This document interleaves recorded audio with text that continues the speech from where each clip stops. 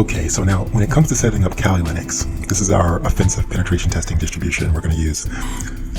We have two options, right? We can go the long, laborious route, which I don't think you want, or we can go the short, easy route, right? I'm going to go for the latter. And if you want to do the former, hats off to you. You can try it. But let me show you the simplest way to get this set up in our cyber range. So we're going to go to downloads, download Kali Linux, right?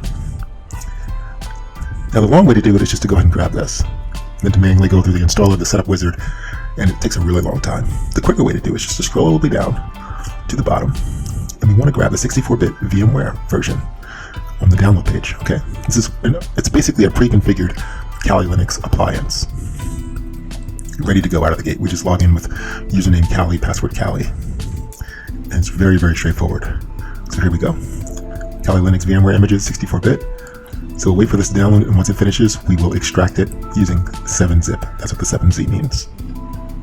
Okay, so we've got the zip file here. It's actually a 7z archive, so we can just right-click 7-zip and extract it to a folder of our choice. All right, so let's go ahead and let this go through the motions, and once this is done, we will basically double-click the .vmx file that's included inside this archive, and you'll see it'll automatically pop it into VMware Workstation. All right, so I will see you once this finishes. So here we go. Here's the folder it downloaded or extracted everything into, so we can open it up. You can see all the files related to this particular virtual appliance. And we just double click the VMX, just like that. See the virtual machine hypervisor, VMware Workstation pops open, and we immediately have access here. Let's go ahead and just expand this a little bit. Minimize, close the other one. Take a look at what we're working with here. All right, so it's going to allocate 2 gigs to it, 4 processors, and NAT. So let's just change this from NAT. Now we're going to change this. We're actually going to end up changing this to host only, which is probably going to be VMnet 1. But for now, let's just go ahead and boot it up. And then what you're going to want to do is go into the Edit Virtual Machine Settings and make sure the advanced, under Advanced Options, the hypervisor is not set to do side channel mitigations. Now we can boot it up. Let's also change the name of this. Can we rename it here? Let's see. Show or hide the library. Let's go ahead and expand it. Let's just rename this to Kali. There we go. And now we can create a folder. If I right click at the top and I say new folder, I'm just going to create cyber range. And I'm just going to drag everything and put it in there just to keep stuff organized. Like so.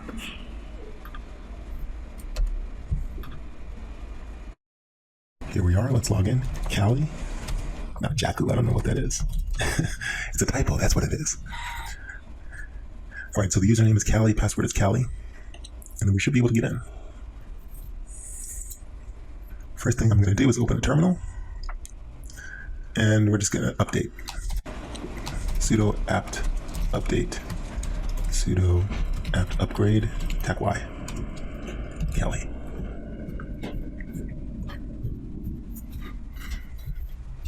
The reason this failed is probably because the adapter is still coming online. See it spinning over here. You can also check Control-Alt. Make sure this is set to NAT. It is. You can try to bring up a browser, but I think the adapter is still coming up.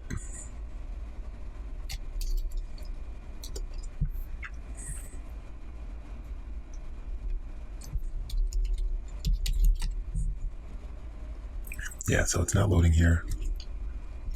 IPA. We don't have an IP address yet.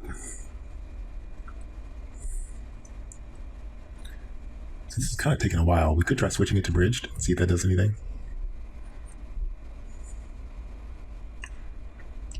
Set it to bridged and we'll go to OK. Let's see if we get any positive results when we do that. All right, this thing stopped spinning. That's a good sign. And let's see if we can figure out what's going on here. So Alt Tab normally switches you back to the previous screen, but it looks like I closed everything out by accident. So we can do a IPA. Now we have an IP address. ETH0 has an IP address 0.55. So we should be able to do sudo apt. Now I'm just going to press up. I'm sorry, sudo apt. I'm going to press the right arrow key to complete. And this is saying run the update pull down all the latest libraries from the repository and then upgrade based on what we pulled down, and answer yes by default for all prompts. Password is Callie. And now we're getting some, right? So we're going to let this update, and then we'll come back once this finishes. And so the update finished. Everything should be good to go now.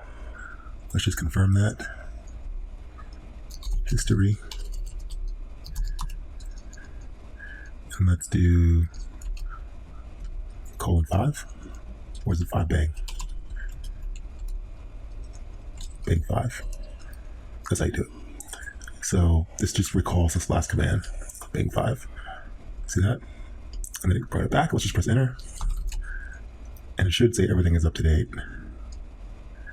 So let's see. Saying that the depackage was interrupted, so let's just make sure that everything is good. It says that we can run the sudo depackage configure A to correct the problem, so let's do that. Okay, so there were a few more things we need to set up. And once this finishes, we should be good to go. Actually, while it finishes, let's go ahead and change the power management settings so that the computer doesn't go to sleep, right? We don't want our machine to go to sleep in our cyber range. So I'm going to go to display, turn off display power management,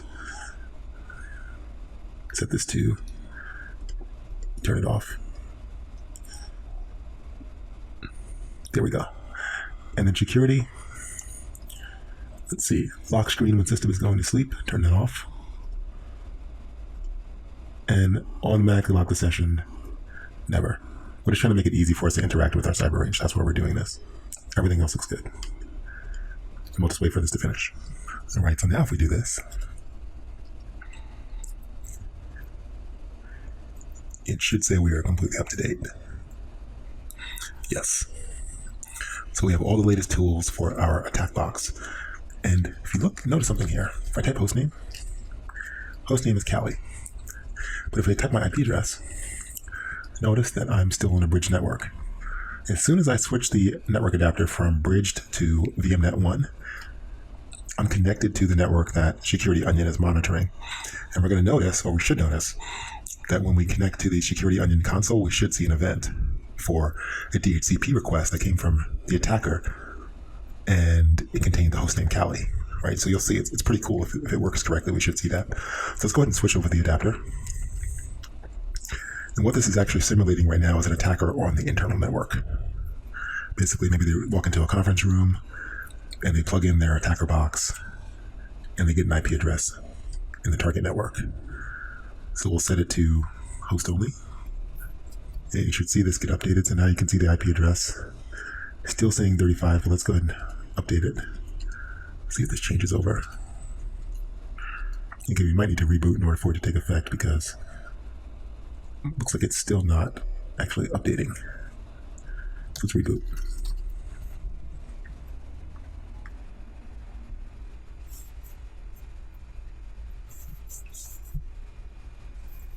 Let's log in with Callie. Let's check the adapter if we can to see what IP address we got. Looks like it's not showing that here. I'm not sure why, but let's go ahead and see if we can look at the adapter here. There we go. 10.10.10.3. So it received an IP address from the pfSense appliance.